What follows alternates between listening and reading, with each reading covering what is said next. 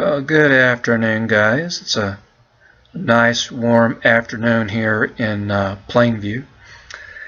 And today, guys, we're going to go through a little summary interpretation of the last piece we cover in class, which is the movie Bridge to Terabithia. If you've seen the movie, it's a really good one. You'll remember that it really is a good one. And what I'm going to do with this, guys, is kind of give you my impressions from the movie and tell you a little bit more about the piece. The piece starts off, it's in the D.C. area, the Washington, D.C. area. This is probably around the late 70s, it's my guess.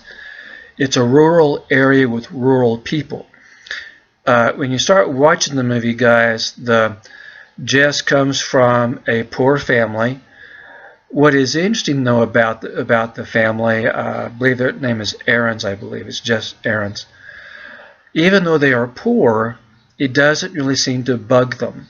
It seems like they're like everybody else at that time. And Jess is one of, I believe, 5 kids. I think he is the middle child. He is the only son of the family. And so there's an awful lot of conflicts between the kids, even conflicts between parents. There's all kinds of things going on between kids, parents, kids and kids, and things like that. So Jess really seems to get along very well with his younger sister. Maybelle, I believe, is her name, and she's, 5 years old or so in the story. And the story really begins with Aaron, with Jess going on this race. He's practicing running, and one of the first things that happens in the movie is the race. And what is interesting is that a girl, Leslie Burke, joins that race. And if I remember correctly, she wins that race. And that immediately sets off a little bit of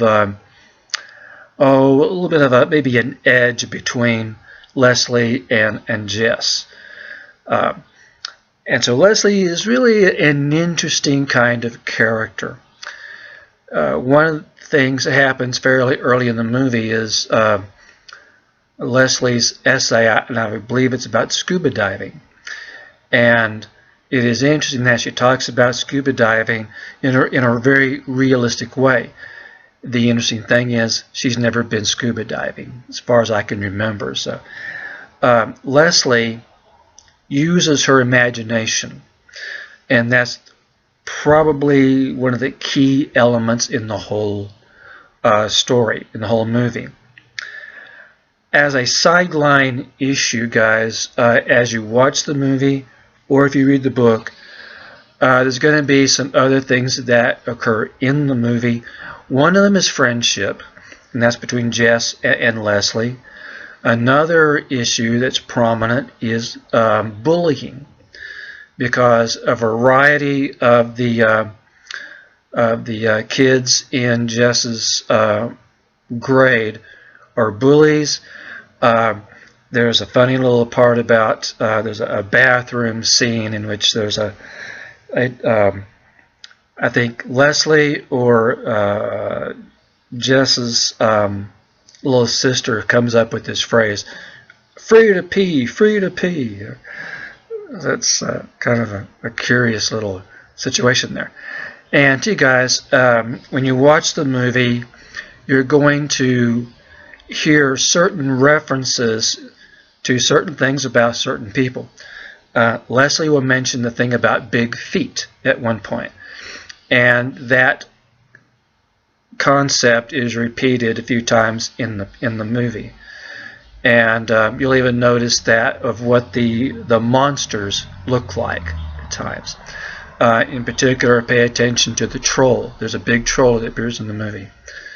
And I think there is another character, but I can't think of what he is. But the bullies show up as characters, as other characters in the piece. So that's something else to think about there. Getting back to Leslie, she's an imaginative person. And the thing that I like about this book, guys, is that the book is firmly based in reality, as it says here. And this book deals with a lot of the problems, tribulations, conflicts, things like that that happen within both, even within Leslie's life and even within Jess's life. So, the thing is, the book is firmly based in reality, but there's also this added imagination layer added to it. And that's what I mean here, guys, is that imagination is kind of an overlay on reality in this piece. When I read the book, that was one of the first things I noticed about it, and I even looked it up on the web, and a lot of other places, a lot of other critics say the same thing. In fact, what is interesting is that because of the imagination, and notice, guys, I have the word imagination capitalized, that you see the story and even reality, perhaps even the reality of the story, in a deeper way. And I think, too, that it is through Terabithia that you can see reality in a deeper and sharper focus. And I might even say, guys, that the imagination opens the character's eyes. In particular, it really does open up Jess's way of looking at things. The thing is, guys, they also discover, or you might say they invent, a place called Terabithia. In fact, guys, somewhere behind the houses where these two kids live, there's this big wide open area, and the way they get to this wide open area is there's a creek there, and there is a rope in which they initially swing over to this new place, and that is their at first they look at it as a kind of an escape. However, guys, as the story progresses, Terabithia is not just a place of escape, but it is more to the point is that it's a secondary world for both Jess and Leslie. They fight trolls, they fight all these animals, these creatures, these monsters, if you will. And as the piece progresses, there are various situations dealing with the bullies, dealing with other matters, and just to kind of keep this video to a short length here, toward the end of the movie, guys, the teacher, I can't remember her name right offhand, but she invites Jess out to this museum. And as they are driving past Leslie's house, it is really interesting that for the moment the camera shows you this very short glimpse of Jess as he looks at Leslie's house. And the teacher and Jess enjoy this afternoon at the museum, and they have a really great time there. Thing is, once Jess returns from the museum, that's when he finds out that Leslie has died. And that's kind of a big turning point in the piece. A big turning point, but guys, it's not the climax of the piece. It isn't. When Jess realizes that Leslie's dead, he rejects the whole idea. He thinks everybody's lying to him. He's mad, he's angry, and he does a lot of things that I figure he may end up regretting later on. But it is interesting, too, that it's a learning experience for him. And there's this one scene in which he goes off into Terabithia, and at that point, his father ends up finding him, and they have a really heartfelt conversation there. Jess is crying and everything, so he understands a bit more about the situation. He grieves because of Leslie's death. And what is so nice, guys, is that after that, there's a series of montage scenes in it in which Jesse builds, and this is a neat part of the story, guys. He actually builds the bridge to Terabithia, because at the end of the movie, guys, a log falls across the creek, and what Jesse does is he builds the bridge to Terabithia. And what is interesting is that before that time, guys, he has a little argument, a little tiff with his younger sister. And toward the end of the movie, guys, that's when Maybelle tries to cross the bridge. And interestingly enough, guys, that's the climax, is when Jess saves Maybelle from falling down and possibly even drowning in the creek. And that piece, guys, in the movie is just a few seconds. In the book, it's a bit more prolonged.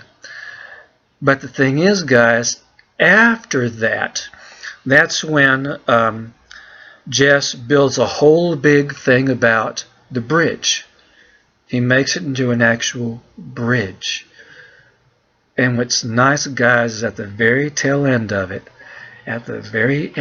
guys, he takes Maybelle into Terabithia. And that is where she becomes the queen of Terabithia. And what's really, really nice about it is that when you see the movie, guys, you'll actually see just the ordinary land of what's there. It transforms into Terabithia. And then, what's really nice is that when the movie ends, you can actually see the look on Jess's face. Because, guys, he has realized the friend that Leslie was to him. And so, guys, as I close this video out, I want to ask you a question. What kind of character is Leslie in this piece? What kind of character is she? Remember, guys, as he dies toward the end, but keep in mind, though, guys, that Leslie has really opened up Jess's eyes to the imagination.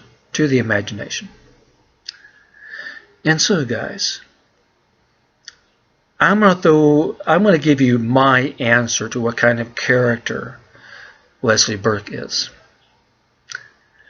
She is a messenger. And she is in the story specifically to teach Jess to use his imagination. And once her job is done, that is her time to go. So in a sense, guys, she dies in the end, but you might say, guys, that she was supposed to die. That was a part of her mission. She is a messenger to Jess. She's a messenger. And guys, that's my interpretation of that situation there. So guys, that's the last video of the semester, so see you later, guys.